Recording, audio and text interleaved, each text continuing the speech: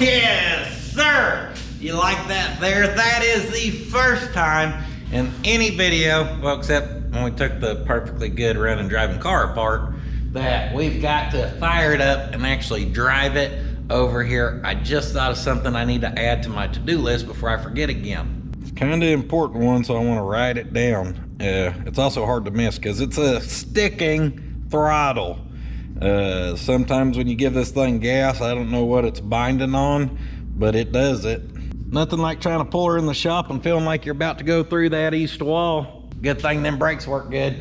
This is the first time we've got to fire it up, drive it over here. Now, just because it's driving, don't mean it's quite ready to be on the road though. We still got a few things we need to be buttoning up on this thing, and I'm hoping, and we should, by the end of this video, be able to have this thing out on the road, actually putting some shakedown miles on it, braking in the rear end, starting to, you know, see what little problems we may have or we may not have. We may have done a good job from the start on it.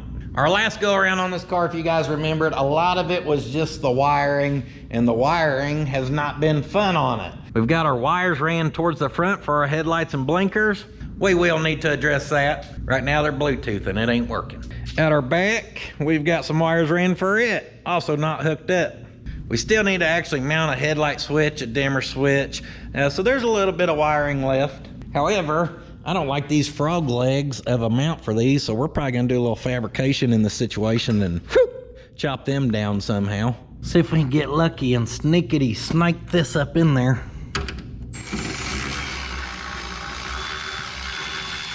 One, two. I need a free hand.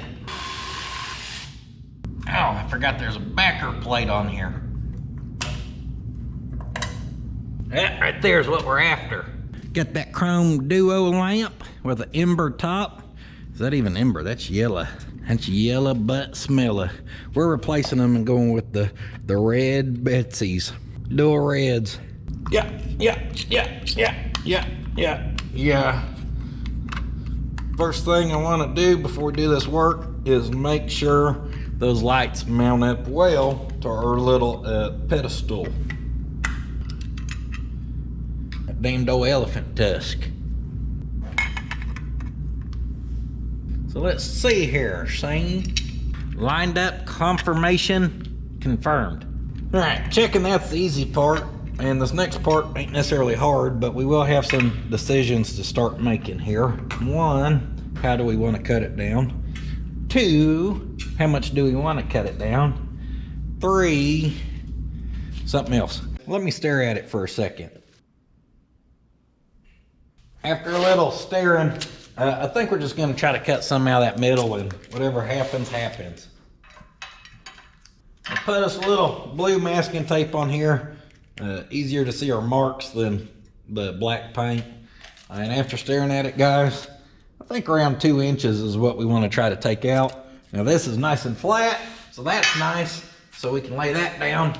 Since this kind of curves down to a bottom, and they seem to kind of curve out pretty similar, I think the thing to do here is eyeball, use the eagle eye, find what appears to be the center, the most center part of the bottom, and then we measure an inch that way, an inch that way. When we cut that out, that should get us fairly close, probably not perfect, but pretty close to matching, and then we can manipulate her a little bit if need be. My eagle eye says about right in there is where we're gonna call center. And if this one turns out good, we know for the next one, 2 3/8 from that base to our center. Use the speed square up in here, mark her down. And like I said, we're aiming for 1 inch that away, 1 inch that away. And whatever we can do to get creative and mark that, I guess. Color that thing in like your sister's Lisa Frank coloring book. And don't you guys out there my age act like you didn't steal your sister's Lisa Frank coloring books and color in some of them designs. They had cool designs. I don't care what y'all say. We ain't gonna talk about it, okay? The conversation's done. Forget I even mentioned it. We're ready to get the slice and dice out. Come on, baby. Gonna slice it.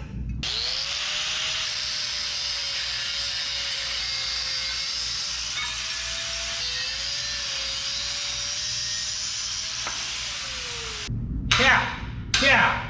All right, little slice of Rooney. And now looking down this, I can tell that this side flares out a little more. But what is done. So now the question is, what can we do to make a match? And them little stubby wubbies. I think the thing to do is let's go find a socket that fits up into this pretty good, matches that width, and then we'll take this and hammer it over that same socket, and then hopefully that'll flare it to a similar amount. It's a classic, the classic Pop County socket trick. That right there is pretty dang close. Pulled 11/16 right out the socket set, and check that out, guys. I mean, that's pretty well money. Let's give her a little custom flare job.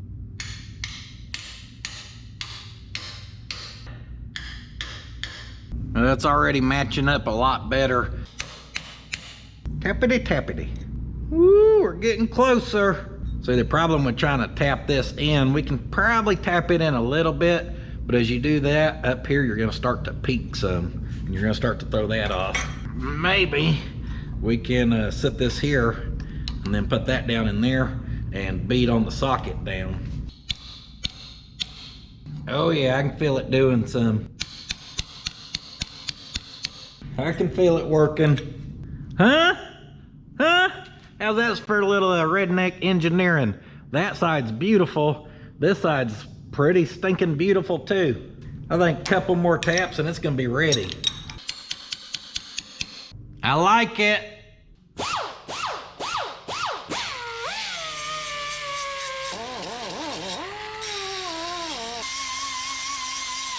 Obviously we want to take paint off so we can weld it, but I'm also putting a little bevel there because we're going to be grinding them smooth, so we want somewhere for that weld to go.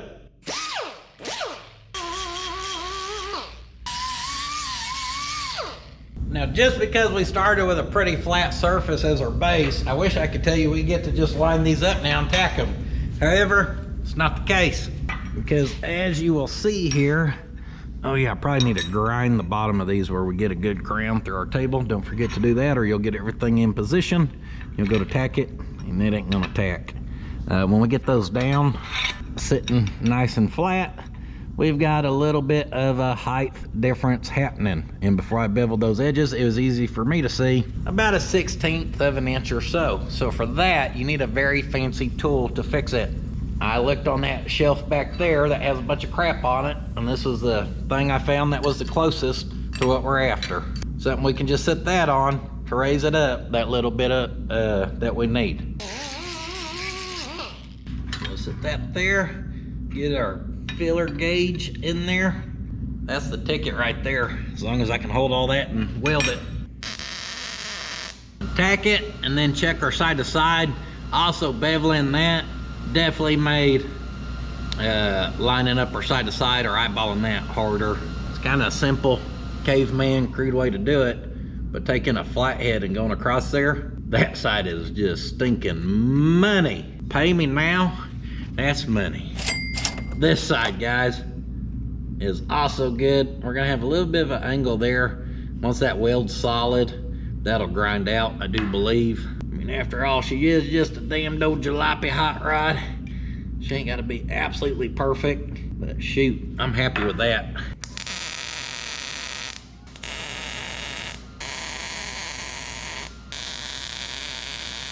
Burner in good. Maybe y'all could tell, I kind of put a wide fat cap on that, but with that bevel, she actually laid down pretty flush, hoping that gives us enough material. Oh, why is that magnetized? Does welding magnetize metal and I never knew that? It's like magnetized a lot. Maybe it's the screwdriver. Maybe I'm a dummy. It didn't feel like it before. Anyhow, plenty of penetration. That sucker's nice and burn in. But that gives us material to grind to help taper that and make it match, since it wasn't dead nuts.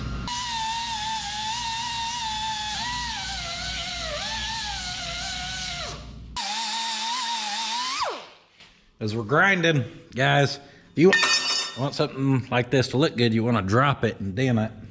And the other thing you want to do is keep this sucker flat. we could get in there and gouge the crap out of that, and it'll show. If we keep it flat, it just starts to show you your low spots. You can see it right there. And over here, this side was a little lower than this side. But this thing's thick enough where if we keep that flat on there and evenly sand away, we'll get it to blend, looking like that side right there that was doing the same thing as this side. So you just gotta be patient. Now, if this is something underneath the car and you don't much give a crap about it, you know, give her hell. But other than that, we gotta keep her flat and take our time.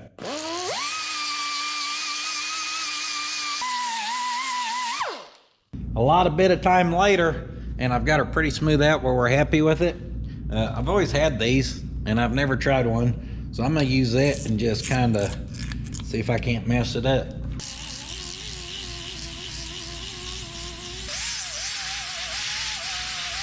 She sure is looking pretty. Now, the good thing about picking this side up and then welding that across, even though this don't stay flat, this angle or this angle never changed. So what that means is when we bolt this back on our fender, our taillight should still be facing the way that it was from factory or whatever. So of course on this, I'm just gonna draw me a little line and we're just gonna taper that, make it flow. Nothing wrong with that. Voila, looking good. All right, take her for a little ride on the wire wheel. Check that out, guys. That looks pretty stinking good. I think we're gonna be able to, I'm just gonna Scotch-Brite the back side, leave that paint on there.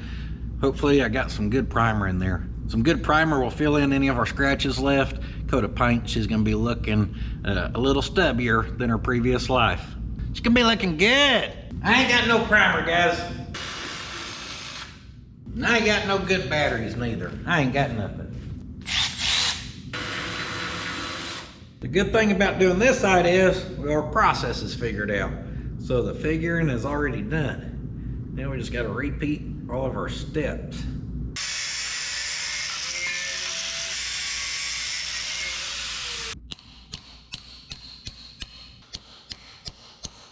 This side's a little different than the other side. It was not nice and flat on the bottom. It actually had a curve. So now trying to set these there is not working, even with our little spacer. We could try to figure it out, or we can put that socket right up in there, slide that on there, match it up, and weld it. That didn't work. That looks like crap. Try again. Much better. Let me show you why you always want to double check your work. Maybe your eye's a little crooked, you ain't seeing straight. And maybe you messed some stuff up. Or maybe you cut the same amount out of each one, and yet this one's still probably 3/8 of an inch taller, because this one is probably original based off all the pitting and stuff. And this one probably is not, based off that stamp right there. Obviously this one's DUN, so she's done. So we're gonna try to match this one to this one. So I'm gonna measure that, see how much more needs to come out of there. That also explains where our bottom's not flat like this one was. And as long as we get the height the same, and when it's flat on their back like that, we make sure this angle's the same, then that'll make sure our taillights stick out the same amount and we ain't got one facing up, one facing down, doing something crazy. Got a difference of 5/16 of an inch, so that'll get you. Yeah. Boy, you ain't lived dangerously till you're doing sneezes with an angle grinder. Ka-cha! 34.7, 34.4. We're happy with that.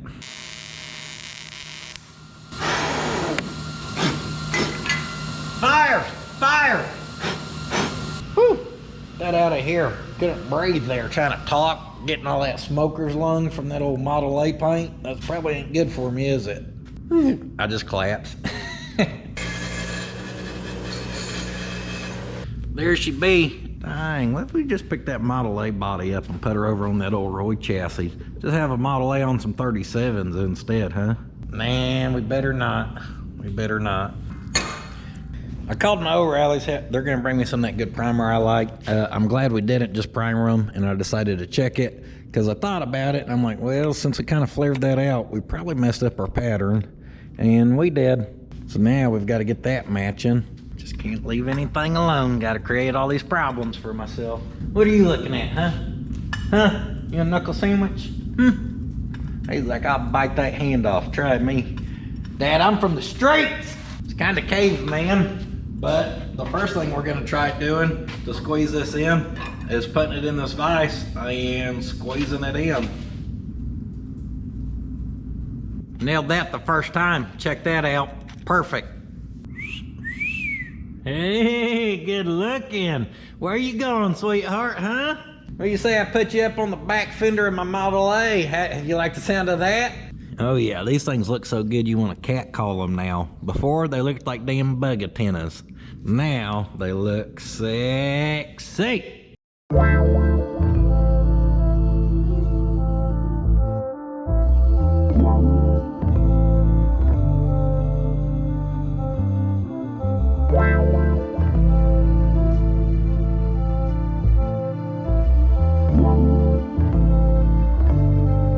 on, Chris, here we go.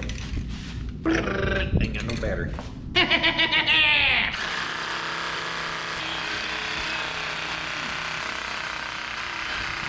The next part that's gonna kind of be hard to figure out is how do we color match that?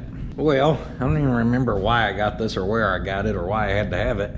Appliance Epoxy Enamel. It's gloss black, stops rust, that's good.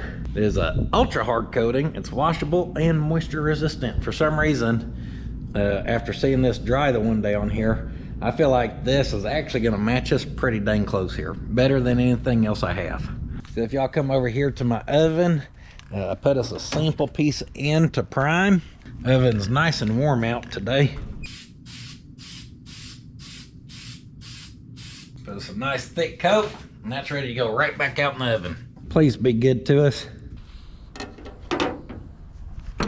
Hey Ma, Puddin's out here painting his Model A refrigerator black. This thing kind of needs a buff job done on it, like a good one, maybe a little paint correction. Oh, we got a little paint crack in there. That ain't good. I think that's from that rubbing and hitting that and flexing that fender some. Probably not. By that I mean definitely so. Now, she ain't full dry yet, but guys, I think I'll be pretty happy with that. Dang, that stuff's reflective. Y'all see, who's that handsome fella? Hey, you dirty dog. Yeah, that black right there will do it for us. Get our part set up in the booth here, and we're ready to lay down some primer.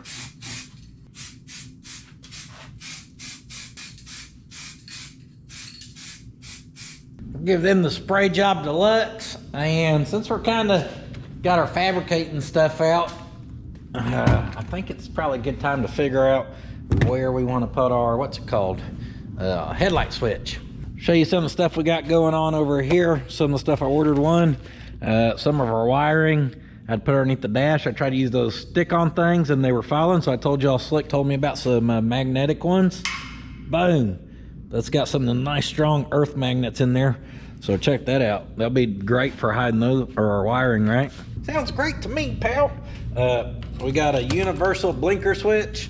I went with this one because it has the green light on there, because obviously there ain't a canceling lobe, so when you turn and you straighten back out, your blinker's gonna stay on. So at least that being popped up or down and being there flashing will help remind you your blinker's on. For a headlight switch, I just searched universal. This one's a 30 amp, and she's fairly simple. Right here, I got us a little USB port. Just that way we can charge a phone on a road trip if we need to. If I want to put a Bluetooth speaker in there, we can power it with this. It also has the built-in voltmeter, so as long as we kind of hide this somewhere where you don't see it, that'll be good for letting us know that without actually having a voltmeter mounted on the dash somewhere. And then for our dimmer switch, we just got one of these GM styles that you just... I think I'm onto something. I've been staring at this for, I don't know, probably 20 plus minutes, easy. And with our switches, I think our dimmer switch, we may get lucky. because if I recall correctly, our toe board came up to here, and then factory it broke that away. So all this came down to a flat spot. I added these little pieces here just to smooth that up. So I think behind there, I think we can drill into that and put screws into it, and it ain't actually going to come through our firewall or anything because it's a pocket in there. So boom, we can mount that up over on that side. Problem solved. What I was just eyeballing is this right here, and this is what I almost think is an innovative idea, or it may be stupid. The problem with something like this is, for an old school hot rod, it obviously looks terrible. Now I was thinking about trying to tuck it up in here, but the thing is, when you look through the driver window over there, I mean, it just sticks out like a sore thumb up there. So then I was looking at tucking it back up underneath here. The only problem with doing that is then it's hid, but then if you ever need to use it, like me being over here, I'm gonna have to like bend up and look up underneath there, which ain't a huge deal. So we kind of want the stuff hidden, but we want it easy to use as well, and that kind of makes it hard. So I got to thinking about that magnet we have, those magnet zip tie holders, and I was like, boy, if that sucker had a magnet on it, and we had a little extra wire on it where we could like have it right there as we were going down the road, and if we needed to plug something in. But then if we got where we were going and we're wanting it to look pretty, we could almost just pick it up, take it back about 6 inches or so, stick it back on there, and then anyone looking through the window can't see it anymore. Hey Ma, that puddin', he's a damn genius! Someone had to say it. And so far, successfully, I've avoided having to build any holders for this stuff. Or mounts. Now, for a headlight switch, because of the size of our switch here, is we could very simply come over here to about right there-ish, and we could just drill a hole through there, and we could mount that headlight switch right off of this, where you just pull it out to turn your headlights on, and you push it right in, and that won't look bad off there. It almost look like it's kind of supposed to be there, actually. And of course the wiring is easy to run down over to our dimmer switch and all that, guys. I think we've got some good solutions here, and it may have took 20 or 30 minutes of sitting in here scratching my belly and sniffing my head, or sniffing my head. How about right there? Might need to go up a little bit. How about right there?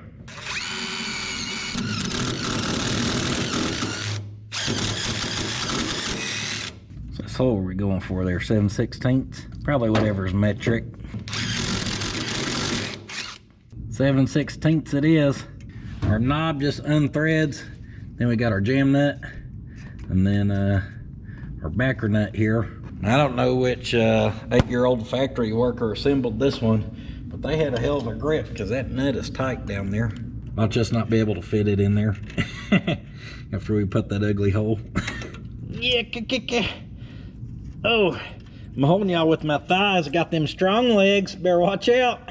All right, we're just going for a mock-up anyhow, so that's good enough. Thread that sucker right back on.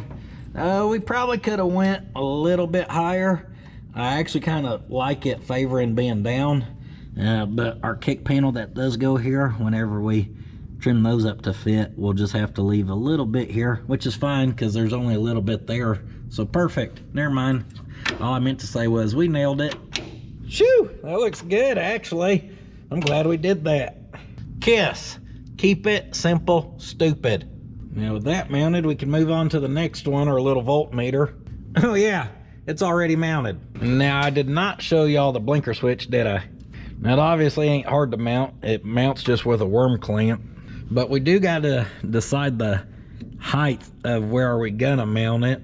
And I actually kind of like it mounted down low down there. It may look better, but if I actually have it up here, then when I'm driving, if I've got my left hand there and I need to turn my blinker on, I can actually get that one-handed. Where if I've got it mounted down there to turn that blinker on, I'm gonna have to have my right hand on the wheel where I can reach down there. So we may just go with it mounted a little higher. It is what it is, baby. And then up last, the dimmer switch that I'm kind of nervous to do.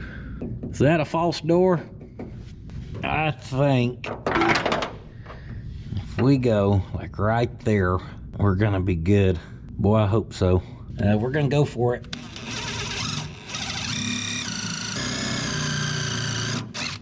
Maybe it's not. Hell, I don't know. What's going on back there? We have definitely hit some more metal back there. Oh, I can see a thing right there. I think we gotta go just a hair above that and we reach the pocket. Well, I don't know. Gosh darn it. Don't tell me there ain't. Got the shortest sheet metal screws I got here, and that sucker actually started. So the question is, will it tighten up or bottom out in there first? Oh, it's starting to tighten up. So there is a little pocket in there, and that right there is good. I mean, honestly, that right there could probably keep us from rotating. If we could get up on that top one, even better. Oh, got her stuck in there with the brake pedal.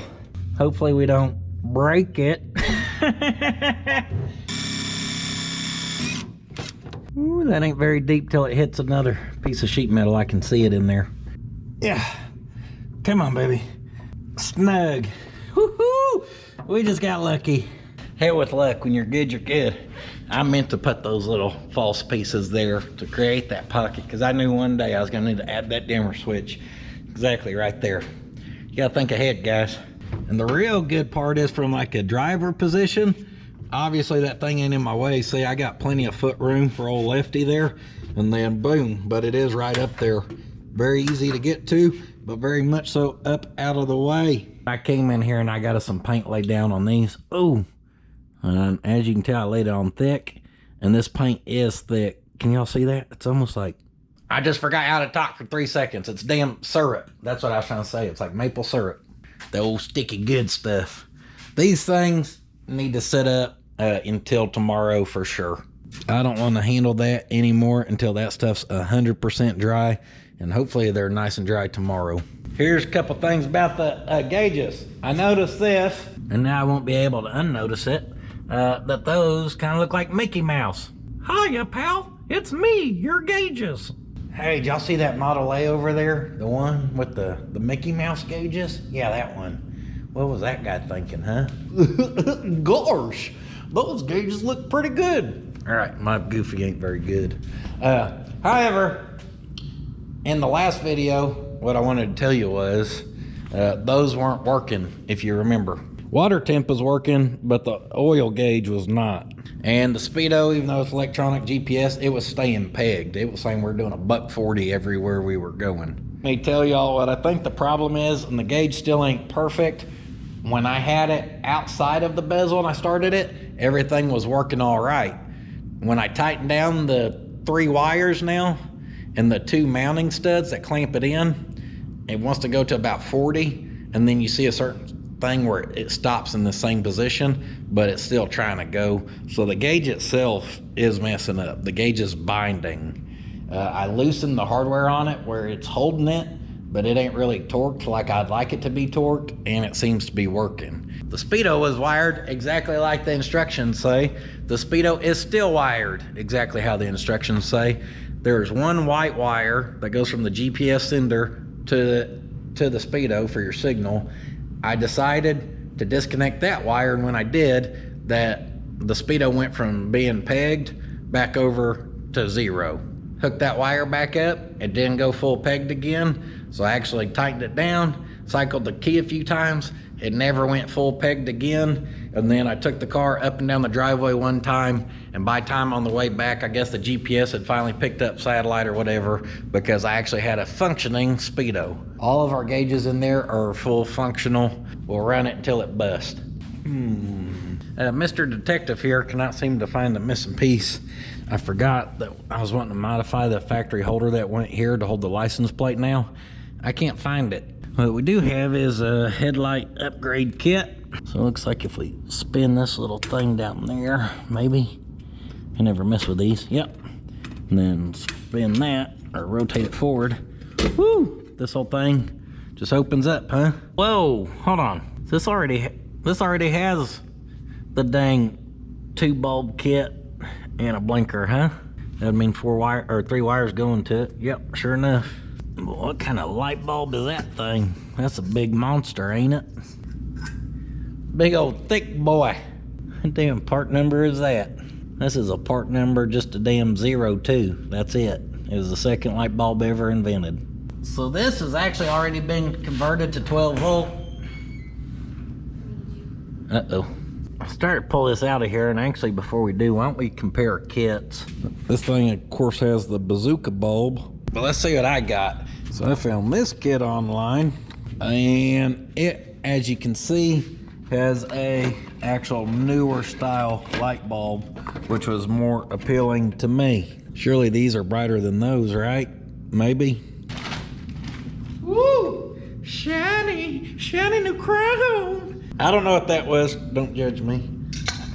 That pops in there. What the devil? How's that hold that? With tension and a prayer? Hey, Ventique ink. That's the same stamp we found on our one little stubby taillight, or on our taillight mount thingy. I do like that connector there. Good heavy wires. I like that too. Surely this thing can outbright that damn Edison bulb we pulled out of that other one, huh? That's the running light. Hit him with your brights. Oh yeah, that sucker's got some power on it. Now what if we focus it with this thingy? Oh yeah, that's pretty stinking good from what I can tell. Welcome, sports fan enthusiasts, to Battle of the Headlights. Ooh. Up next, we've got this kit that was invented in 1980. That's the bright. That ain't very bright. I think we're gonna still do this thing a lot of good by upgrading. So I'm glad we got those. Don't worry, folks. I figured out my problem here. Our bulb, so if you drop it in from this way, it drops down and it interlocks with those puppies. And then yes, we just gotta bend these. They are a very tight fit to get them to click down on those things, but it does work. Just shove those down and that locks it in there. So there we go. Came with a little alcohol wipe. I don't know if we're supposed to use that and clean our bulb after we manhandle it. I know people say touching them helps them burn out quicker or something. So we'll give her a quick little polish job. Don't want them bulbs burning out on us. Careful, we'll take that orange right off that light bulb apparently. Boom. That'll release.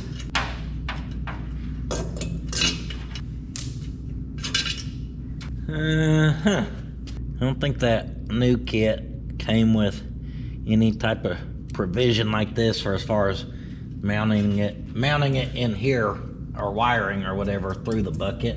And apparently this holder that held that light bulb screws in from behind with a little Phillips.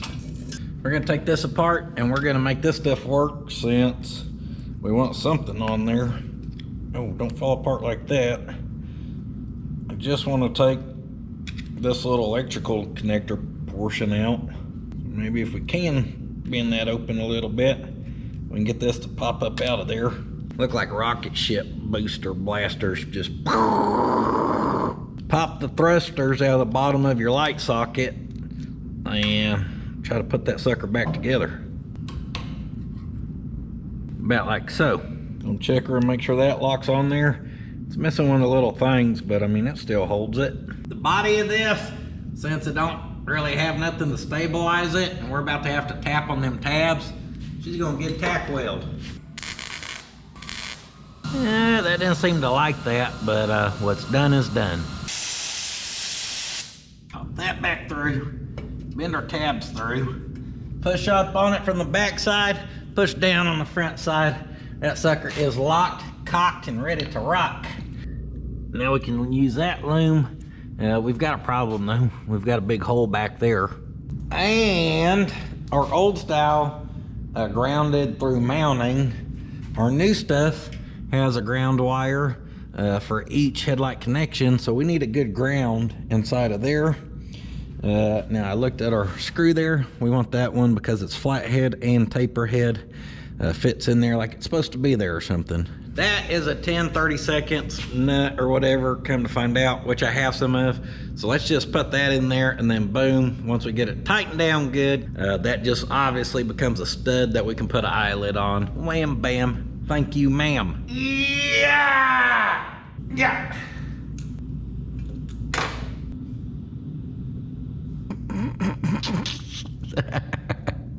You look like a bat upside down. Dude, looking like an alligator. Oh, sweet boy sleeping good. Him sleeping good. He gets in some position sometimes that just crack me up. Living his best life sleeping. And look, when I left, he got comfortable again, went back to the same position.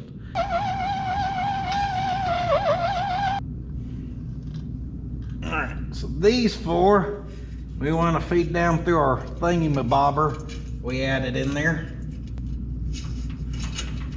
And actually we can snip the yellow or the red, whichever one we don't need.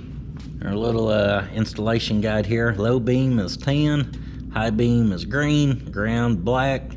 Turn signal, what we're after, the brighter one, red. And then parking light, just your running lights, yellow. So yellow is gone. We don't need it. So we want a little slack on them wires, where then we can hopefully pop that into place. No, don't do this to me. Don't do it to me. Dang it.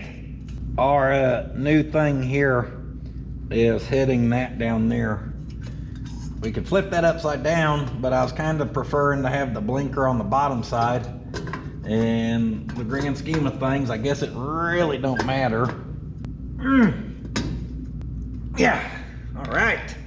I got us microfiber where we can polish this baby up good. Someone managed to get fingerprints all over it.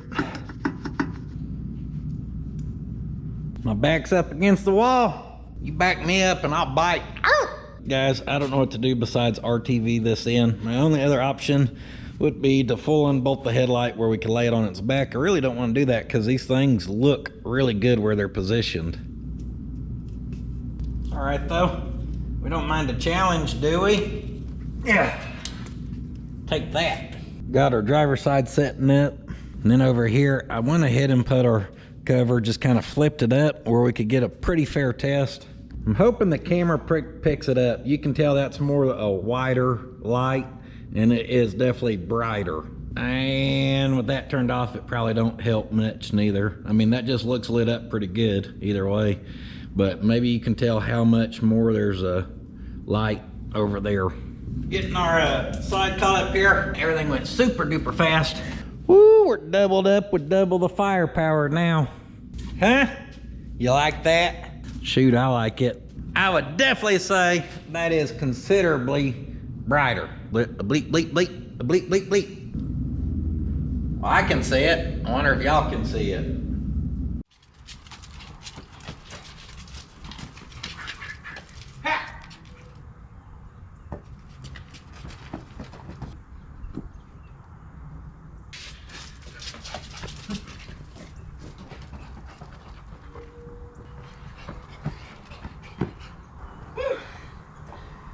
Yeah, you wear me out.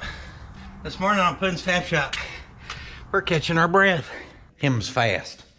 Yesterday, we got stuff mounted. Today, we're gonna try to get headlights lighting, turn signals turning, tail lights tailing, and we're gonna start doing all that right up here. I've already got our passenger side dead, wires ran, tucked up in the grill shell. If you want to find them, just look through right there. I wrapped our wires up in our little cloth tape stuff, and I actually did 2 coats on it. So I wrapped it from that way here and then this way there. This stuff obviously is going to get hot being on the radiator. With 2 coats of that, I'm not too worried. That's also to prevent a little chafing, because there ain't really a good way to get in there and actually clamp that. Now these need to come through here. They're going to pop into that grommet. So basically, as tight as we can pop that in there and solder these connections is what we need.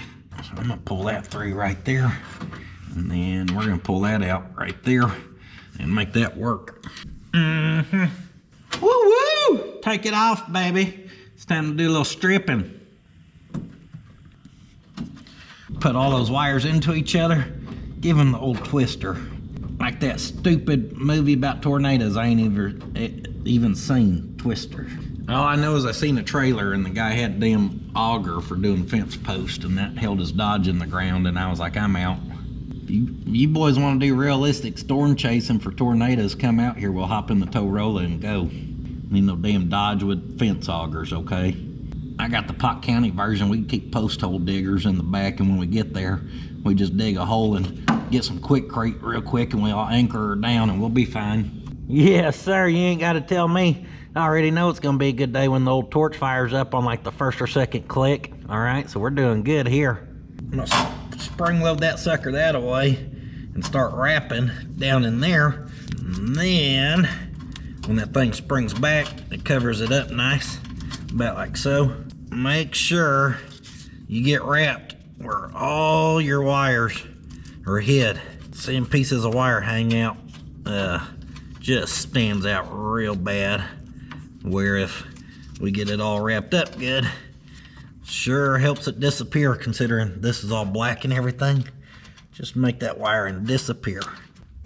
That's me making smoke appear, because the great Houdini has done it again. Presto Westo. I tried my besto to make that kind of just hide up in there. Right front, dark blue. Doing my homework, Dad. When I get done, can I go outside and play? Right rear, dark green.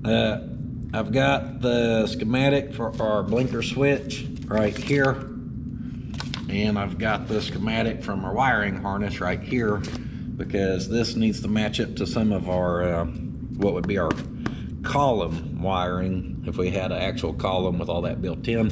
So basically what I've done is just wrote colors that need to match on here, where I don't have to be trying to have two packets of homework in there and sort that out as we go. Electrical current going through a wire already in motion will stay in motion. Sir Newton's fourth law. His fifth law is a damn battery that's dead don't light nothing up. Interesting, very interesting. Now don't mind the spaghetti mess. Obviously before I hardwire all this, I kind of want to make sure that everything is good. And I hopped in here and tried to turn it towards the right and immediately blew a fuse. We're doing good. So I replaced the fuse, made sure nothing was touching down here, and I tried blinking left. I don't know if y'all can hear old clickety clackety, but she's trying. And I can tell it's blinking fast, but it don't have near the load it needs on it. And sure enough, up here we are blinking. So I'm like, if we're sending power out to that, how come our indicator light ain't blinking? It actually made me think that the indicator light in there may be bad bulb or something, bad connection. I mean, it ain't like this is the highest quality of switch I've ever seen. Out of curiosity, I just decided to touch that to the column and ground it, and look what happened. All right, so now we're blinking left. The problem is when we go right. Pop, did y'all hear that? Just immediately smoked that fuse. The only thing that feeds out to our right is the black. Hold on. Dummy, you dummy. All right, that's me. The black wire to the right rear flasher. Where do I have the black wire going? To our ground. Why? Because I just read ground, negative, ground on car body. Well, it don't have a negative. The body itself is what it's telling you to ground, which is why we touch it up here, that starts working. Hey, I bet if we unhook this and we rehook this and we remove a blown fuse, put her in the pile, and we install a better one, and we try left, and then we try right, yeah, we probably won't pop a fuse if we don't have our one output hooked directly to the ground. That's weird. All right, that's all looking good, guys. Yeah, that black wire got me. Generally, a black wire is used as a ground, and I just read that ground to body, so I was making sure she's grounded. Hey ho, let's go. We're just gonna solder this baby in too, All right, there's our last wire. Little heat shrink and tape, just like everything else. We've got right front turn, left front turn, and high beam indicator. And snap, take all that clean out of there. This was sitting down here a second ago, and I guess it found a ground somewhere. See how it's kind of lighting up? And then that thing pulls enough draw that it's actually starting to flash the flasher. The problem is we're in the center here. Oh man, it wasn't doing that at first.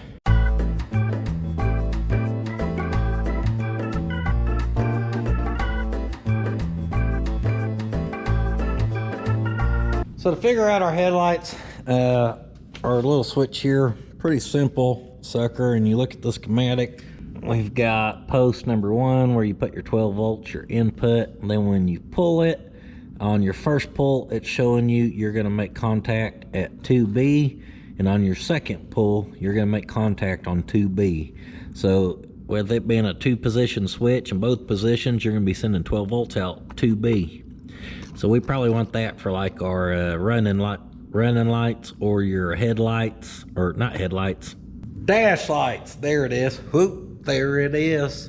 I've eliminated running lights from this. So we're just gonna probably run that to our dash lights. And then on your first pull, you're gonna send power out to number 3, which actually that could be your running lights. And then on your second pull over here, you're gonna be sending power out to number 4. So we're gonna just use 4 as our headlight power. Also, we'll have a wire to feed our tail lights. So we'll put that on post number 4 as well. Those two will have to share there. So here is this big yellow wire that's gonna feed our headlight switch. Obviously a big wire to be able to pull or handle all the power of them headlights and running lights or tail lights, whatever all you'd be running through there. So when we turn that switch on, dimmer power. This blue one right here is then what is supposed to take that same power and it runs it down to our dimmer switch. So here's the other end of it right here. And we supply our dimmer switch, and then the dimmer switch, like I said, high beams or low beams. Well, look how small that blue wire is compared to those. And look how small the blue wire is compared to big yellow. What good does it do you to supply a big wire supply to a headlight switch, to then, from the headlight switch to the dimmer switch, step it down to something that can't handle the same amount, but then through the dimmer switch, step back up to some bigger stuff? Now I get that is a short span and a short run, but I don't like it. So we'll take care of this little problem here ourselves. Trim down our dimmer switch wires, and that blue one, we're just gonna pull it out completely, and we're gonna put in a bigger blue one that can handle a little more power. Go! Let them wires go and let y'all go, and this done hit something and arced out somewhere. Sound like we popped the fuse, baby. Guess them fuses are good. Be careful. The arcing and sparking will get you. The unfortunate, boring thing about wiring is it's all pretty much the same thing. And if you've got a universal kit that all works together already, you plug and play. If you're doing what I'm doing, where you're making this work with that, you figure out what needs to go where, you half route it, and then it's time to just make some connections on her. So I know some of y'all enjoy this wiring stuff. I've seen you in the comments. And some of you say you can't do it. Some of you don't like how I do it. You like how you do it. You know, whatever. Either way, I appreciate y'all watching this. This isn't a very entertaining thing to do by any means, but it is a very necessary thing to do. Uh-oh. Done mess up our heat shrink right there. See that? Kill! Yeah! Oh man, that karate chop y'all noise I made just killed the light. Headlight switch is tightened up. Now, you wanna go for a stroll in the junkyard with me? Oh, let's see here. I was kind of sort of hoping we could maybe get a connector off this dimmer switch. But I see that's a big old fancy connector. What the heck? I don't want one of them. This is all the firewall side of crap. All right, there went that plan. They make a connector for that. That's just a regular slip-on 3-prong kind of thing. I should have thought about it and ordered one. I thought I had one in my electrical cabinet. I don't. Just put some spade connectors on there. wrap that baby up. Check this out, guys. Headlights on. Hit that old dimmer switch. I'll be honest, it looks about the same brightness. If you're wondering if this is as much fun as it looks, the answer is yes. After sorting that headlight wires, there's only 2 wires left. A 12-volt constant for the radio. That's what helps it keep memory, blah, blah, blah.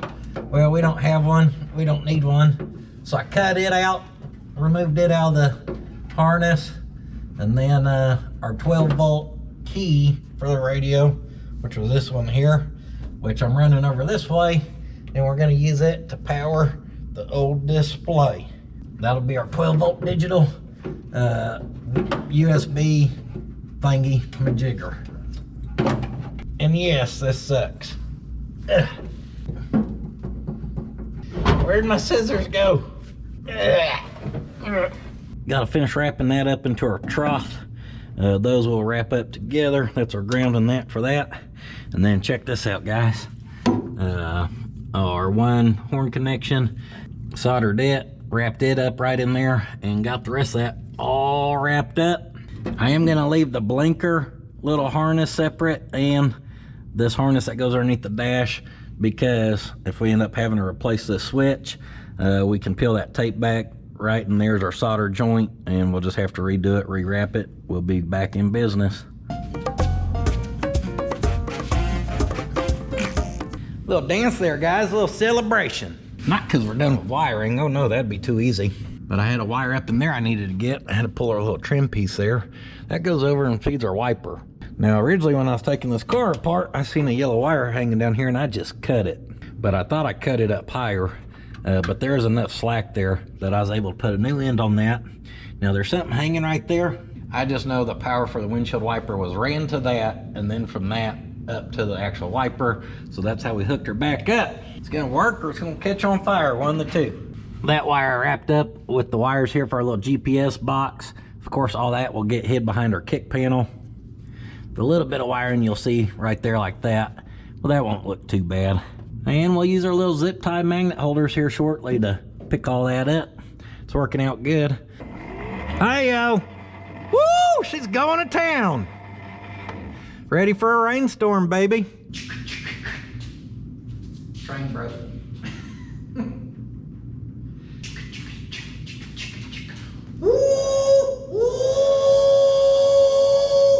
The wiring train's just a rolling, baby. These right here may be the most beautiful invention I've ever had the privilege of putting my grubby fingers on in my whole life. All right, I'm Puddin from Puddins Fab Shop, and I am an avid supporter of zip ties. And nothing works more beautifully for mounting some wiring than a zip tie to some type of holder. In a situation like this, you ain't got no holder. Well, now you do. I done just zip tied these to that wiring and boop, it holds it so good, it's up behind the gas tank. Y'all wouldn't even know it. Oh, you don't want to see that? Boop, it's gone. Oh, you do want to use it going down the road? Boop, there she is. Oh, you want a little further forward, not caught on that gas valve? Even better. I told y'all my bulb socket thingies that came in, so I whipped this up just a little standalone harness for it. Just share all three of them. That's our dash light wire, and then just zip tie all that together. Come over here, we're gonna share that for our grounds. Here we go, y'all get to watch it live. Does it fit? Will it clear? Yes, sir, it does. We are in business. Up next, we're gonna see if old Mickey Mouse here lights up now. Oh boy, Pluto. She's illuminated, guys. Looking good. Get out of here, ugly thing. Boop. Now that old chuggy choo-choo may be rolling, but old backtrack Billy here got brave and opened up the turn signal switch. And what I noticed was that yellow wire runs all the way out to there. So I pulled them two nuts and that whole switch will come out of there. That yellow wire runs straight through. So I thought it was gonna rely on making contact somewhere in here, and this was gonna that's how it'd get its power. But with how we have it wired right now, that's why that thing's blinking the whole time. Well, I cut into here and I cut our yellow wire that feeds that. So I'm gonna stretch that yellow wire back out, wrap all that up. Y'all don't gotta see that. I'm gonna cut down our clamp just that way. I hit that with my knee one day and really slice it open good. Yep, that's definitely gonna happen. Just gotta decide how to route that. See our yellow wire sticking up there.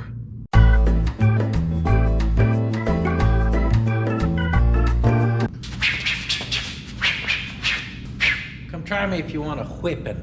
Check these out. Found them at my local hardware last go around. Kind of handy dandy considering they got that 90 on them. And this is the style of connector we need for our brake switch, because it has a pressure brake switch, which is in line of our brakes right down here. That's what the white and the orange is for. Nice little coating on them for some extra protection. This should work beautifully.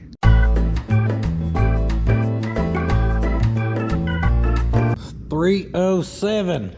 We got volleyball today, and I'm hoping we can get these taillights wrapped up, because that will be the rest of the wiring. Now yesterday, to help these set up before I went in, I brought them out here to the real paint booth oven, which is the back of the Ranchera. That paint looks nice, guys. That stuff, it is thick, and when it sets up, boy, that just looks good. Come on, Theodore. The paint is beautiful, guys. Let's see if we can't mess it up. That's right.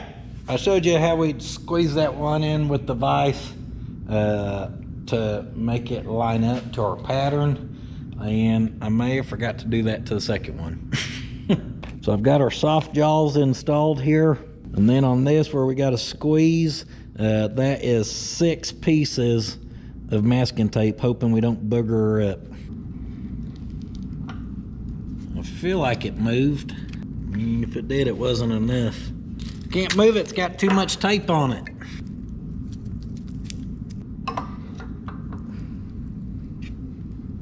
I seen it for sure move that time. Boom, baby. They're both started. La da di da da di da. Oh, dang it, dummy. I was wondering why that looked so short. Hell, it might have worked yet. Our first side, I was showing y'all putting together, mounted her up, and I wanted to go ahead and get that wired in.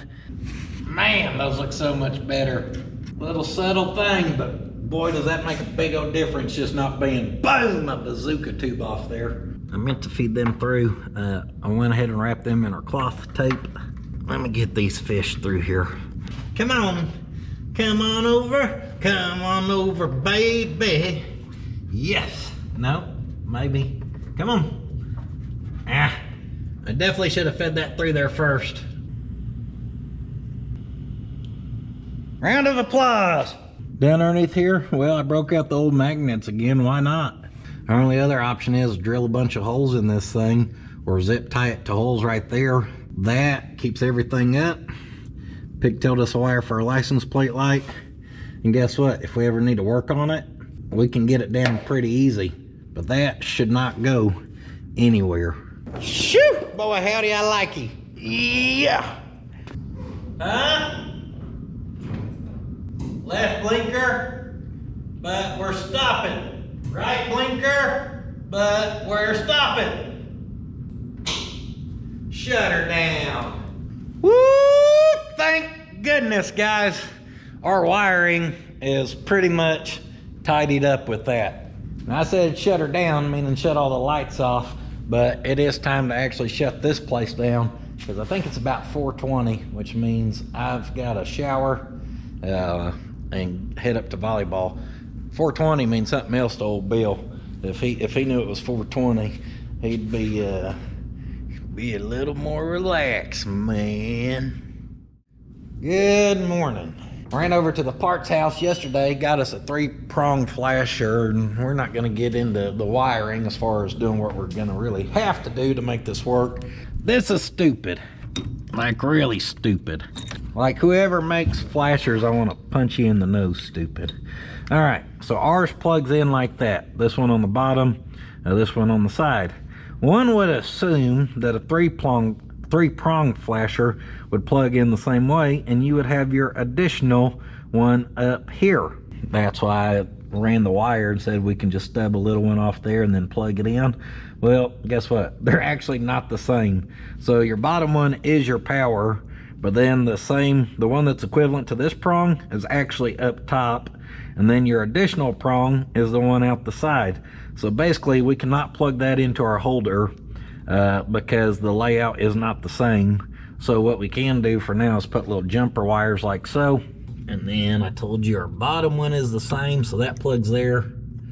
The top one needs to go to where our side one was going, so that would go there. And then that would mean this would need to go to our wire that we'd ran down from the blinker switch. And with all that happy, if we turn that key on and blink left, well, looky there. And yes, it's working out here. And if you go right, the exact same thing. So if you plan to use a clamp-on blinker switch like we used on here, and you get you a wiring harness, you should account for that beforehand. I did not know we were gonna need a 3-prong. Now I do. I know if we're ever planning on using one of them, before we ever mount the fuse box, to factor to have a 3-prong, not a 2-prong. So for now, I hate to say it, we're gonna leave it like this. And that's something I'll probably fix in like a future second channel video. Hey Mom, Puddin' left that old flasher just a flopping. Shake, shake, shake. Shake, shake, shake. Guys, we're gonna try to slap some Pertronix in this thing. This changes us from having points to electronic pickup or electronic whatever for breaking our signal to our... I'm gonna just quit talking because I don't know what I'm talking about. What I'm noticing here is the instructions say to pull your distributor. Well, we don't have that option. This distributor can't come out of here without pulling the engine forward. So I'm gonna try to note on number 1 here. Where's it pointing? It's actually pointing pretty dang close to over here, the screw basically. And we're gonna pull that sucker, pull the cap off, and see, is it a possibility to even swap that out in there. I notice in our instructions, the amount of resistance your coil pulls also factors into Pertronix working correctly, so we're gonna have that to kind of figure out as well. There we go. Finding a part number shouldn't be a problem. 1305. Found it. Now let's see if I can find anything about the resistance. It's 5.8 inches tall, 14 centimeters for y'all across the pond. What comes in the box? Coil. Huh. I don't even know how to measure a coil. Maybe I'll just look up how to do that. Give me a moment here. Had to do some digging. Finally found my meter. It was hidden in plain sight right on top of that step stool over there. To check your primary resistance, it's as simple as putting your meter to ohms and then going between your negative and your positive and just checking the resistance. We're getting 3.4. 8-cylinder engines require a minimum of 1.5. That's the minimum. Well, ours is 3.4, so it's way above the minimum. And then a 4 and a 6-cylinder engine require a minimum of 3.0, which this was above that as well. Now this one does not use an external resistor. No external resistor required. So she's 12 volts and should be good according to this and this. The next order of business, can we get it in there? That, oh, we may be able to get that one. Come on, baby. Come on. We got her. We didn't even have to pop it loose like I thought. Kind of feeling like we may have to pop our plug wires loose though. I got them routed where they're fairly tight. Yep, we're gonna have to. We'll go around here and get these popped off and marked. Tuck all them. Now, we got some working room. A couple Phillips, we'll get our cap here, or our rotor I mean. Now, we get to pull that entire setup out of there, I believe. Pull that screw. And we'll pull this screw, hold on to them, because who knows, that should be our points. Then we'll disconnect that, which is our condenser and our wire going out to our coil. Then we need to be able to get this condenser. Old Milwaukee had a farm. Hey-ya-hey-ya-oh. On this farm he had a distributor that was a pain in my ass. Hey-ya-hey-ya-oh. With a spark here and a spark there. Here spark, there spark, everywhere spark. That's loose enough to get our condenser out, but we still got a clamp in there we need to get. That reminds me of another song. Got it one piece at a time. This thing costs more than a damn dime, I'll tell you that much. Oh, got it. Now that sucker cleared out, we got some checking to do, and I don't know how finicky or picky this stuff is. Like I said, I've never done them. So we're no longer using points. You've got the little pickup here, and really what you're using is a magnet. So you can see those down there, those are all magnets. Now this is actually going to hook up to that on the bottom side, and then as it spins, the magnet triggers this, and that's how it works. The instructions say to temporarily install this, and then that, and then we got to check the gap between them, and if the gap ain't good, we got to do some shimming. Shimmy. Damn, running points don't sound too bad right now, does it? Just took apart a good running driving car. What am I doing here? Boy, that barely fits in there. I've got to pick up on that, get all the slack out of it, and then it'll wiggle up in there. So with that in there, this is supposed to go right where the points had went, and that is a problem. Gosh darn it. I'm assuming on a factory one that this plate right here is what is threaded for your cap to screw into, and on this one we've got these big old nuts down here, which is why this could barely fit in here, which I think is pushing that down additional at least $1/4 inch or so, which is about what we could use. Gosh darn it, always something. And then if that plate is not threaded, then the screws that hold down our rotor won't have anything to actually thread into. If we can somehow knock that off there and not damage it, meaning those nuts down on the bottom. Yep, that plate is not threaded. And right over here on this 283, I don't know if y'all can see, but if I drop down here and look, that rotor is definitely threaded into that plate.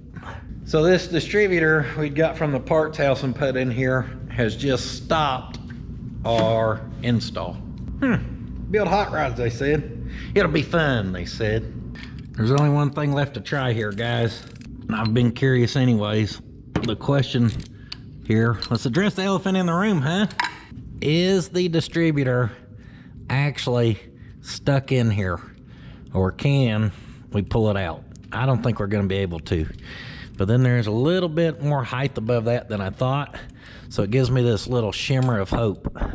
Now all I know is our blue spring here is pretty well pointing at our hose clamp right here. And before I mess with anything, our vacuum advance here was pointing just on the outside of this one. So as long as we get those two things back, we should be good. As far as setting our timing goes, we'll be good. I just don't think this is gonna actually wiggle up out of here. Come on, baby. Oh my goodness, guys. It is literally so close, but it just ain't got it in it. It can't do it. We built it too tight, which is good. It looks good, but boy, it ain't good for this scenario, is it? It's good except for the part where it's not good. That tooth right there gets us pointed back over here. Yep, that should be it. So we're back where we started there. Guys, this kind of has me nervous, because if this goes good, then obviously we get a little upgrade. That's great. If this goes wrong and we gotta mess up stuff and go to the distributor, obviously that kind of sucks. We're going for it. I just put a nut on, or a wrench on that nut. I spun it and got it out of the distributor. I've done some checking. It's kind of hard to hold this, hold shims, hold filler gauges in there and do the check. I'm thinking if we use that thicker one right there, we may be okay. So this here, I'm spinning those out of there. That sure is a big old hole they put in that thing. So we're gonna hold on to them. That means this has that much play, it can flop around in there now though. See that? So maybe we gotta figure out some type of little bushing or something. For now, let's put these on here and we'll slap her together. Run those down. Let me get the little pickup and we'll set it down in place. And we do not want that rubbing. So I'm gonna actually start our screws. Let's tighten this down. Let's do everything we can to get the most accurate reading possible here to see if we're good or are we not. Because if we're not, I don't know what the hell we're gonna do. If we're not, we're gonna sit around and wish we were. All right, on the low end, we are looking for 10 thousandths, which is almost exactly what we have in there. On the high side, hold on. Let me clamp the sucker back down some, keep it from wiggling around as much. Just had to get in here, huh? Had to mess with it.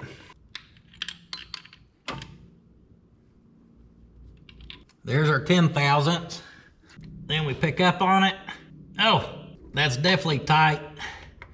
I think we're right at our tolerances, guys. I mean, quite literally, I kind of have to shove that in there. And then the 10 thousandths slides through a lot easier. I can feel just the slightest amount of resistance out in the very center, but then not that time. So I think we may be okay to run it with the silver one in there. So now we need to figure out how to shim these some. We got to figure out how to get our wires through the bottom of this sucker. We're not just in the clear yet, even though I have no clue how we're gonna feed those two wires down through there. We gotta do something now because that one's missing. This is kind of great. I wish I would have known more about prior to us putting the car together more.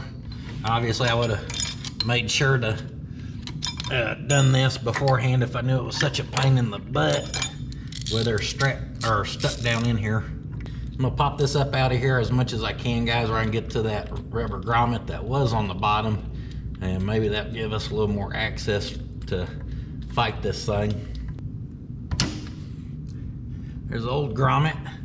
Then it says to put that grommet in there, but there ain't no damn way, because that hole ain't near that big. So here's what I'm gonna do to put heat shrink on this for protection inside here. I'm gonna add another piece just to make sure we've got plenty for where hopefully we can fish that down through there, and then we'll use that as our extra protection. I can hear the comment section already. Y'all ain't slick, I know what you're thinking, especially you Ford guys. Sure'd be nice if that distributor was in the front, wouldn't it? Should have kept her forward. Then you wouldn't be having this problem. Or you guys who like points like Mortsky, should just left the points.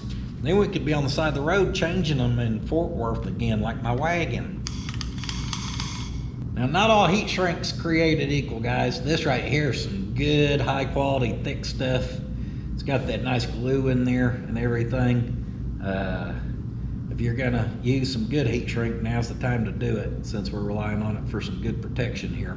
That sucker just plops right down in there.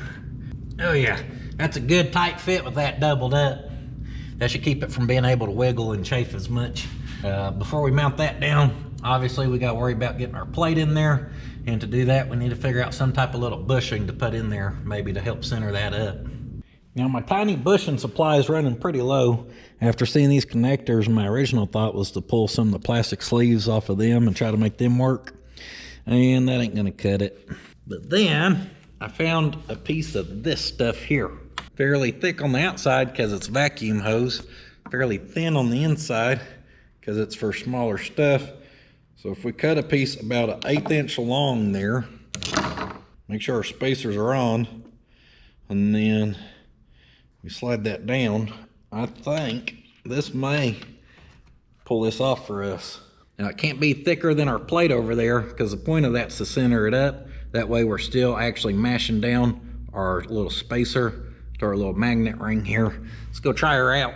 Just try one side here real quick, slip it up in there. It ain't perfect. That's pretty good. There has to be a little bit of play in it to ever be able to slide these studs up through even the factory holes. So I think that right there is probably gonna work for us. And this time, once that fine center right there, hey, those work really good, guys. Sometimes you gotta get creative. Then we need to flop this on here. And with everything lined up, then we get our nuts started, which is easier said than done when you've got old shaky fingers like me. Old shaky hand McGee here. Tightened up our nuts, got both our little Phillips screws started, made sure to hook our ground back up, guys. You wanna do that? Now, here goes our 60 thousandths clearance check, picking up on that. It don't go, guys. That's good. That's what we wanna see. We could force it in there if we wanted to, but why would we wanna do that? Then with that down, our 10 thousandths, oh, we're beautiful. We are beautiful. Be sure to torque them good. And I think we are sitting pretty here. By golly, we may pull this off yet. Slapped our coil back on. With that protected up to there, we'll cut these short. Of course, our black goes right to our negative side, and then our red will go right there. We're gonna just share that positive. Little food for thought. I'm just thinking out loud here. And I've never done these before, as y'all can probably tell, but be careful sharing the 12-volt post of your coil, probably if you use an external resistor, because that drops your voltage down there. Now, I don't know if you have to have a good clean 12 volts to that thing. I'm assuming you do. And if you try to share off of there and you've only got like 5 volts, well, that's probably going to give you some problems, I would imagine. Slap us on a couple connectors, and then, guys, I'm gonna tighten these down. Slap all of our plug wires back on real quick. Coil wire, a blast here. All right, we're not gonna tune on it, but let's see if we can even get it to run, period. Please be good, baby. Damned old Poppin' Johnny, she's a tractor. Let's turn her a little bit.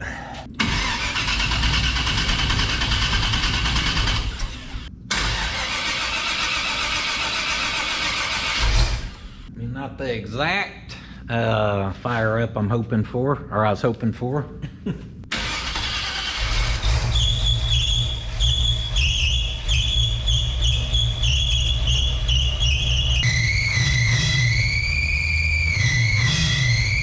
Well, that is new and also unbearable. Let's take that as a win for now. How's that? Yes. Yes. Yes! She's running. I think a minute ago while it didn't fire up and whatever, I actually think it needed some fuel in it. And then maybe y'all seen that little screw and this thingy here did a thing where it goes like that and then that holds you. And I know that's part of the choke setup, but this thing's been good and warm, and it did that to me when I was driving it the last go around. So I was going down like a street and gave it some gas, and I just kept going. Now, our battery was sounding a little weak, which makes sense. It ain't the biggest of batteries, so that cranking a little bit better probably helped as well. We have electronic ignition. Smell you later, points. Bye-bye. Now it's time for my least favorite part. We've got to pick it up, and not just with some jacks. Unfortunately, I mean the actual car, we're gonna have to add our leaf springs back in the front and get the car sitting a little higher. Now, obviously, as someone who likes to build stuff slammed, I'm not a fan of this, but we are rubbing too much.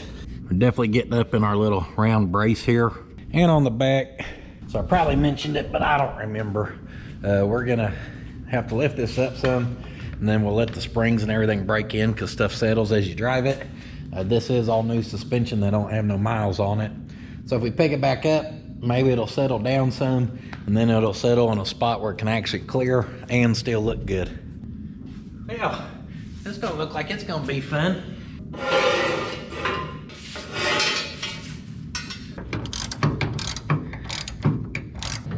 I 1,000 baby ratchet and wrenches just running around. Get that. And we need to be careful, not drop them 1/4-inch plates on my face. And then we pull that down. Y'all probably can't even see, can you? Y'all just staring at this bar here or what? Yeah, 9/16 little mini jam nuts. Those are the low profile units. After I got them danged, what do you call them? The Pertronix lined out. Had to go in the house, take care of my wife. She's sick, she ain't doing too good. Last week it was Hot Rod, this week it's her. That's okay, guys. I'm thankful for y'all watching, where this can be my full-time job, where when she's down and out, like this morning, I can take Hot Rod to school. Here in a little bit, I can go pick her up too. I think after this, we'll disconnect our shocks. Then that should let us have some more drop.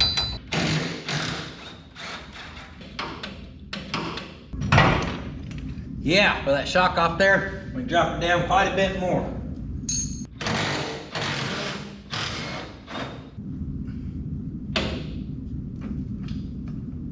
Coming down. Boop. Take our master link for the chain off. Boop. Pull that right out. She's slick. They are very well lubed. And I was gonna say that spring should just fall out. Now let me show you how we're gonna lift this back up. Well, you're gonna come right over here. And he had told us to remove leaf spring 2 and 4. So we're gonna put these back in. Clamper in the vise.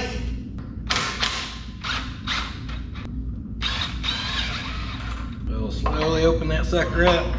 Has a little tension on it, nothing too crazy. You still always want to be careful. 6, 5, 4, 3, 2, 1. Put the thing down, flip it and reverse it. All right, we've got a big old heavy leaf spring again. Now we just gotta go back up in her. Yeah.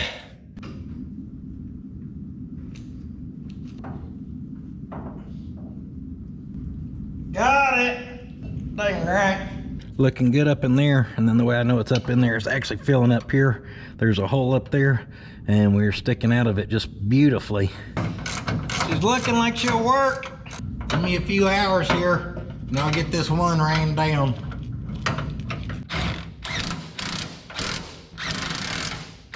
Got us all buttoned up in here. Tightened up the rest of it by hand. Trying to make sure to keep those as even as possible. Put our shock up into place. And with both sides done, that should be it. It's not as low, but I mean, fender's still tucking a good little portion of tire there. She still looks pretty hammered. Yes! Can y'all tell that side's higher? We're adjusting on our coilovers. That's something I've also never done before. Learning all kinds of good stuff. I called my good buddy and friend Derek at the Bowling Brothers. He asked me how many threads we had between the bottom of our jam nut exposed on these coilovers, and my answer was 0. And he said we probably should have close to 1 inch of threads. It is a little bit of a shoulder workout, I ain't gonna lie to you. Yeah. Been able to roll around on that creepers, aggravating me. Stroke. Hey Mo, Puddins laying underneath the back of his Model A, stroking it. Yeah. So we keep turning on that. Here's our jam nut. It'll obviously spin up as well. And we gotta do that until we get 1 inch of exposed threads. He said 1 inch. We're going for a Pot County inch, about 15/16, okay? I'll see y'all in about 45 minutes when I go this extra, or this next 3/4 inch. 15/16, nailed it. It's time for me to go get Hot Rod, guys. I'll be back. Oh, hold on. We've got time to eyeball this, so let me move this. That definitely picked the back up. That's a little disappointing. Front still looks good. Back could come down a 1/2 inch and I would be happy. Can't do nothing now besides drive it, let it settle. And we're pretty stinking close to driving this thing. And I'm gonna try to take her to like town and back. I wish I knew more about our little choke setup here. Now y'all know I've been a big promoter of Edelbrock carburetors over the years, and I'm not endorsed or sponsored, but I'm having some issues with these things now. One, we just put one on Randy's truck, and just like this one here, it had a very high idle. So something on them, wherever these used to come tuned out and set up right, well, they're not anymore. I'm just gonna start by backing this screw out, because I'd rather not have it at all than have it sticking. Besides that though, my wagon, we'd put one on it. It's not very old. That thing is loading up real bad. And it always has, but it's just got real worse. Yesterday I was driving it across town and pulled up in a parking lot, and she was wanting to die on me because she was basically trying to flood, like her float ain't doing its job on it. See, now that goes all the way, barely bumps that. Before, it'd have it damn way over there.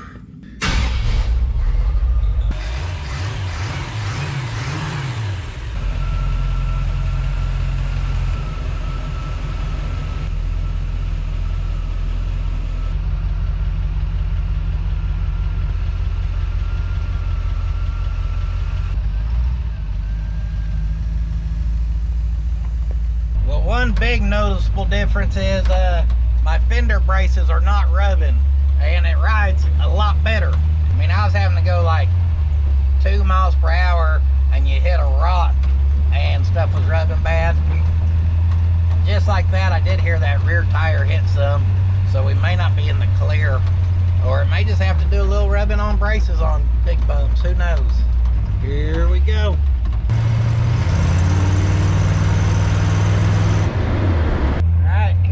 First use of the blinker, baby. This thing, the brakes feel really good on. Do not forget, this is a full drum brakes by the Bowling Brothers all the way around. The brakes feel awesome. Throttle response is good. It rides pretty good. Like I said, little some of these bumps, I'm hearing the rear tires getting in those braces some.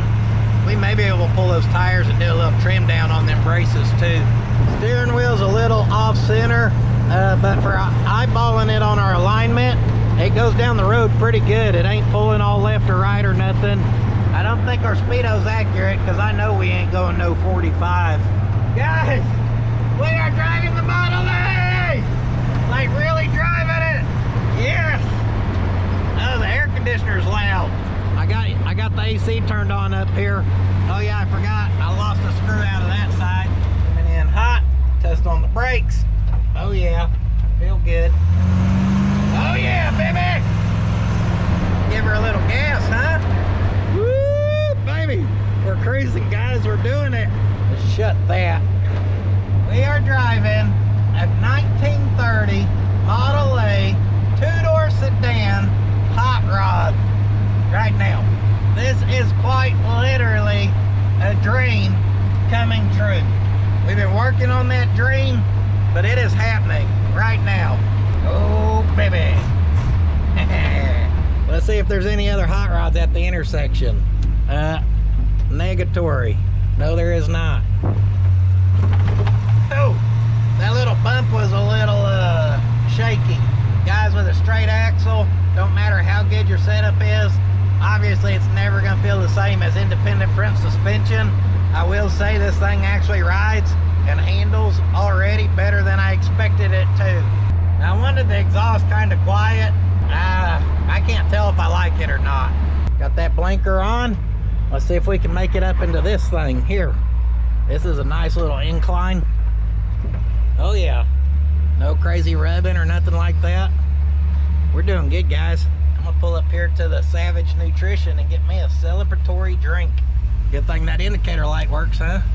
Temperature's doing good, staying a little over 190. Oil pressure's looking good. We definitely need to go get us some fuel. Cooling fan just kicked on. Yeah, I know y'all could hear that. She is idled up, and there's no more idle left, so timing is probably a little off. We can mess with that when we get back. Victory drink secure. She busted right off. Nice little test going down this dip here now. but we actually need to hook back left. And it's busy out right now, so hopefully we can get out of here. Hey, I'm getting a new O'Reilly's if y'all didn't know. There she be. Whew, I'll tell you what, when you're downhill, you really got to hold the brakes on this thing. Come on, car, hurry up. All right, here we go. No scraping or rubbing, that's good. Electric fan kicked off, those things don't play around. Let's go get us some gas before that reads 0 and we're walking. Speedo says just under 35. That's what my app's reading. So maybe we are pretty accurate.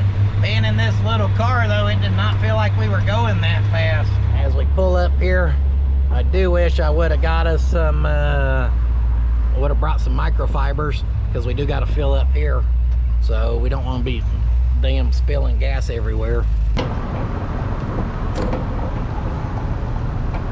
Looked over and I see we got a little bit of overflow on our fender, probably because that's aimed right there at it.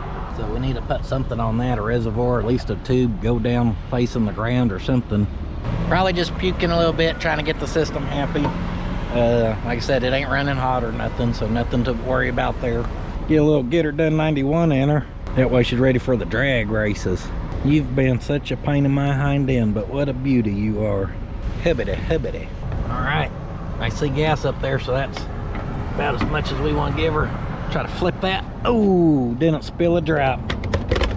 Dang, actually almost holds 10 gallons. I thought that tank was smaller than that.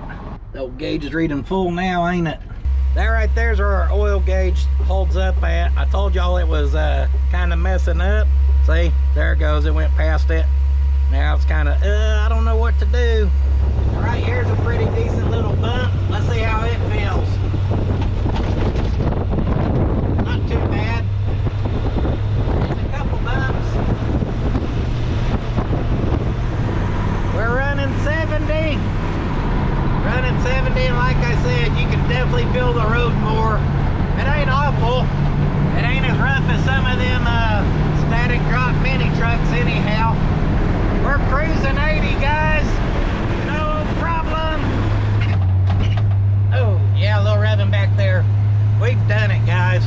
She ain't 1,000% right now, but by golly, we've done it. Well, that loud fan is probably about my least favorite part of that thing. Thing sounds like a damn supercharger. Did have a little fuel get out of there. I just took a lot out of it to drop it down. That's idled down way more gooder.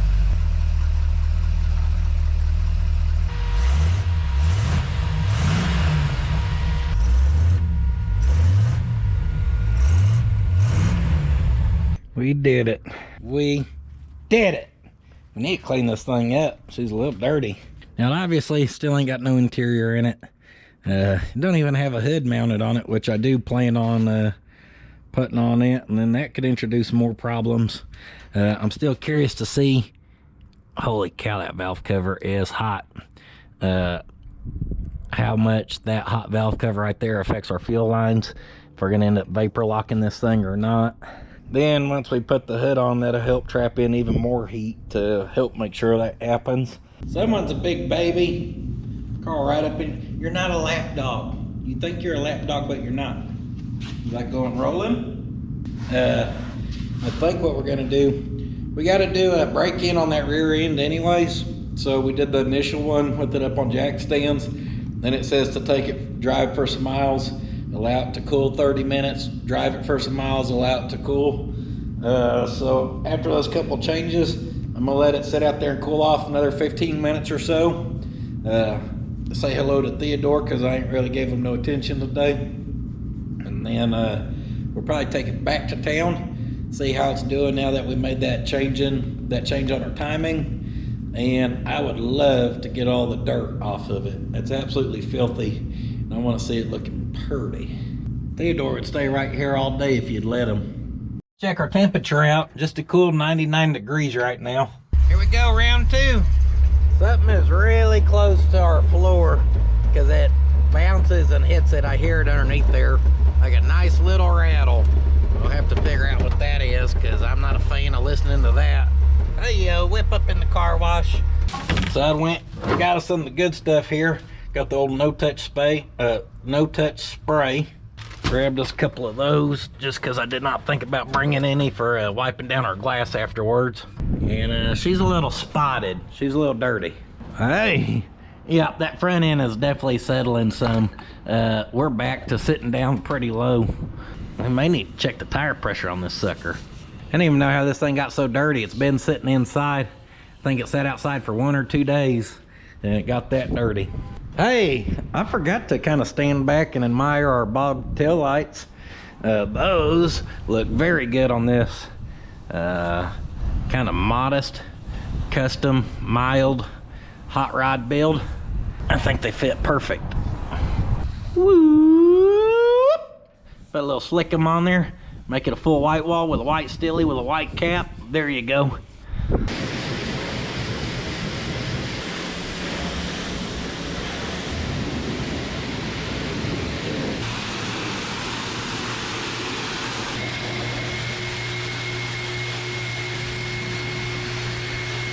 Here's a little pro tip for y'all.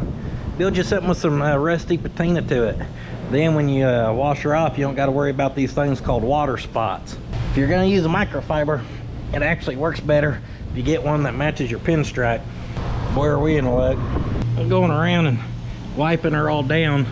But on a serious note, I really don't know how to clean and take care of stuff with paint, because I've really never had anything with paint worth taking care of. So this will be a little new to me. Sure is a lot more work. We may just have to put some rust on this thing yet. Just playing, guys. She's gonna stay nice. Y'all would shit a brick if I pulled that in the shop and got some of that rust paint out. Just start giving it hell. The inside here, there's one thing I want to do. The Model A Ford Club of America. Well, I don't think they want their sticker on my car, and I don't want it neither. Actually, I'm gonna save it for the shop, but it's at least coming off this. I think she deserves something a little more worthy, huh?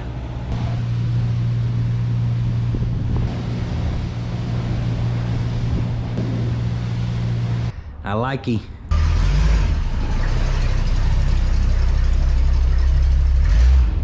That thing was kind of acting like my wagon is loading up there. I had to basically keep her floored. Uh-oh, here come the police to get us. Check this thing out in the sun here. Woo, baby. That right there is exactly what she needed. Get her to cleaned up nice. Man, that black is shining now. Goes good with those wheels. Come back around here to our little stubbies. Dang right, baby. He probably wants to know where my license plate is, huh? Well, police ain't got out of his car yet. Let's see if he's waiting for us to leave to pull us over, huh? I hope he does. I'll ask him if I can take a picture for the thumbnail. Come get me, copper. Pull up here to our American Legion. They got a big old missile. I'm gonna just cruise around and get some pics, guys. Gotta get that picture with the missile in the background of your hot rod, right? Hey, Ma, Puddin's taking pictures of his missile. Golly, guys, look at that thing. Oh, baby. That GoPro don't do it justice like the old iPhone does. Nothing like having a big old trash can in there with it. Guys, I'm gonna be worthless the rest of the day. All I want to do is get some pictures of this thing in places now. Can you blame a guy? We've been working on it for a while. And boy, howdy is she a looker. Woo! Have I mentioned that I'm excited we're actually driving the Model A around? There we go. She liked that. We're just gonna drive her around a little bit here. Keep everything warm and cycling. Enjoy it some. Try to find somewhere downtown maybe to take a picture of it. Our old downtown area, she wouldn't look too bad if there wasn't signs all over these buildings. Also good area to find the bumps. We can copy Slick and Charlie. They pulled up in the old car wash over here and took some pictures. We can do that too, can't we? Oh, she turns pretty sharp, guys. I was impressed with that. I didn't think it would turn that sharp. That's good to know. Check her out here next to the old car wash. Got the Coca-Cola sign, got the car wash sign. Nice little landscaping, couple of weeds, don't worry about that. I think that's worthy of a picture, don't y'all? I wish you could see these iPhone pictures.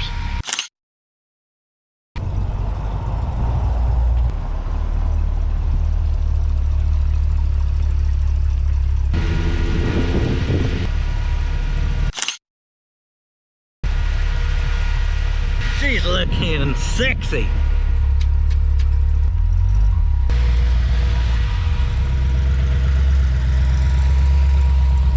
Take her a little off-road in here. Oh, a little squeaky in the back. I was just giving her some gas and it was cutting out like it was starving for fuel almost. So maybe we're finally letting it run and everything. Maybe we're finally get it hot enough for it to try to vapor lock on us, maybe. We'll see. We'll also see if that sheriff's deputy comes and gets us. Whoop, whoop. We finally caught the Oklahoma wild man. Whenever that back or something starts rubbing it, it creates a certain smell. Just kind of gassing on it, trying to see if I could get it to start for fuel again. It did not. I'm gonna smell some burning oil now. We're not leaving a trail, so that's good enough for me. There's the taco boy, got him some new signs up, looking good. Honk honk, move it Mustang. Throttle is kind of sticking still. It sticks just a little bit, then you rev it and it quits. Got the nice paint job going on that unit. I'll be damned if I go down this road.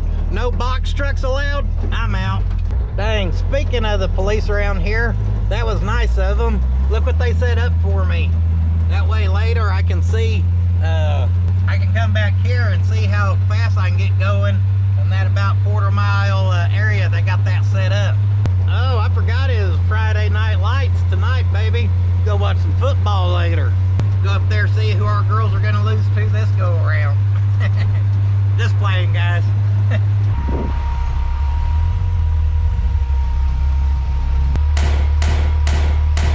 Oh yeah, that's pretty. Gotta get her a little more sideways to make the shot. Don't worry, I got it. Kind of cool to come back right here because when I was probably just turned 18, I drove my Datsun up here. There's a nice restored Model A coupe sitting about right there. And that's when I knew I would like to have a painted one day. Here we are, 13, can I do math? Nope, 15 years later. This is acting like it's wanting to load up or die. I don't really see no fuel in there. There goes a little bit. I see we are getting rust in there in our filter from our tank. That's all right, we expected a little bit.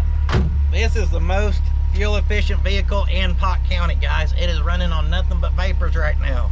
There ain't even fuel in that fuel filter, but it somehow runs. It's a miracle. Well, here we go. One final stop by the gas station to get a sandwich before I head home. Actually, I was gonna go pick up pizza for the girls. And she ain't wanting to start. Well, we are getting fuel. I kind of figured that was our problem. Uh-oh. So are we losing spark? Great. 2 hours driving around, went good. Time to go home. Here we are having problems. Oh. So that's kind of binding on us up there. I had that pulled. So that may be what's kind of binding is actually our TV cable on us. Maybe we need to loosen that up a hair. Hey, that was kind of loose on there. Boom. Maybe that's our problem.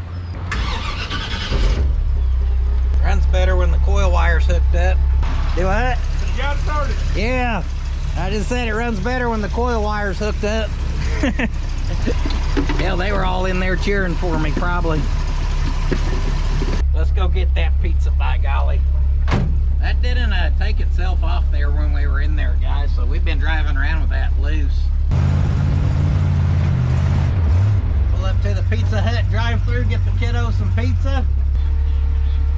Thank you. All right, I got the pizza. Let's get her home. got the pepperoni! I'm coming! Well, there you have it, guys. We are definitely gonna call that a successful first drive. I don't know if y'all know this or not, but I like my car to match my house. Little green, little black. Looks so good, almost gave me a heart attack. Let me get this pizza into these girls. Let's see if she starts up any better.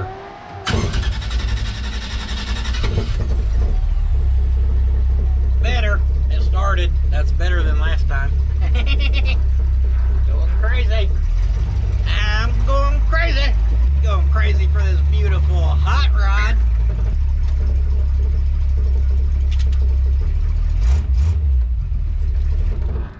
Did y'all hear that as that car shut off? Sounded like it. I think the car farted. I heard you back there. Welcome to the Puddins.fab shop. Theo. Come on.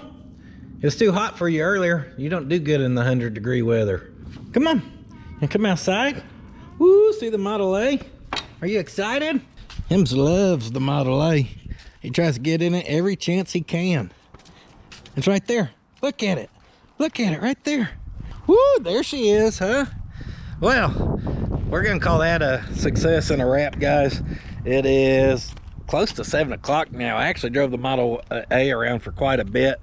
Whether it seemed like it or not in the video, I don't know. But I definitely wanted to put some miles on it. I can tell the front definitely settled a little bit just in that little bit of driving. The back, not so much. I don't think those coilovers are as forgiving as that front leaf spring is. We may be at a good point now. That stuff should have rubbed enough that we could tell where maybe we need to pull a wheel and tire off the back and see if we can see exactly what's going on. Because looking right there, I'm not seeing it. And underneath here, I don't see any obvious leaks. So that makes me happy. Oh, looks like maybe one of them shifter mounting bolts is pretty close to that wood.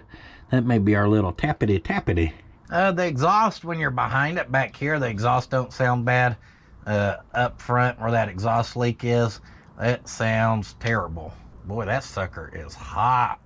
We have successfully drove this thing. We have successfully built the Model A on the channel, finally. And this may be the last big video of it on the main channel. Now that don't mean you guys won't see it again, but if you follow Puddins.fab shop too, that's where I kind of usually do projects where I can finish one thing kind of in a day.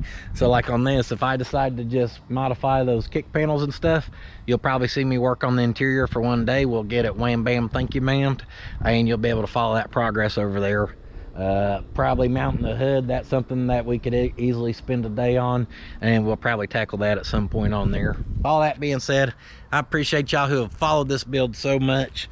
Like I said, literally childhood dream into a teenage dream into now as an adult to get to build this thing and just drive it for the first time and enjoy it. It's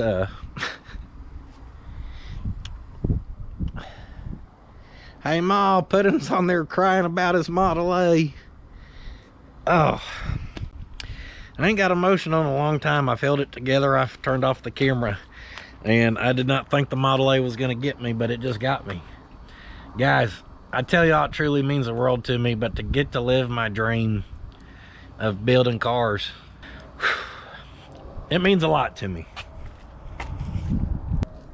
And when we went this route with this one, there's a lot of people who always said, oh, I hope you make it one day, or I hope you really get to do what you want to do. We'll support you through it no matter what. And then I showed y'all the cheapest way that we could build a nice car, because this is still way cheaper than what it would have been to do that other one start to finish. And there was just people who was not happy with my decision, even though it was a very smart financial one. And I'll argue that to the day I die with anybody. But still, the amount of people who was not happy with that is fine. Obviously, I didn't let it deter me from doing what we're going to do. But you people who still showed up and, backed what was said of we'll be there, it means the world to me. Supporting through the merchandise, which has made, you see the new fab shop compared to where we came from. It's y'all's constant support that has helped me get to this point in my life this fast. Something like this was always going to happen. It was a mindset I had, no ifs, ands, or buts. I'll always get me a big shop set up and we're going to build some nicer cars. But y'all have definitely expedited that process for me, and I truly cannot thank you guys enough. So that being said, I'm going to close her out. puddins.fab.shop.com for that good quality merchandise. Y'all know what it supports. I'm on the Instagrammer. I'm on the Patreon.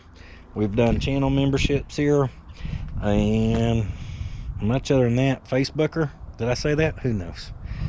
Much other than that, guys, thank you again, and I will see you on the next one. However, do not forget, sitting on your ass will not finish your project.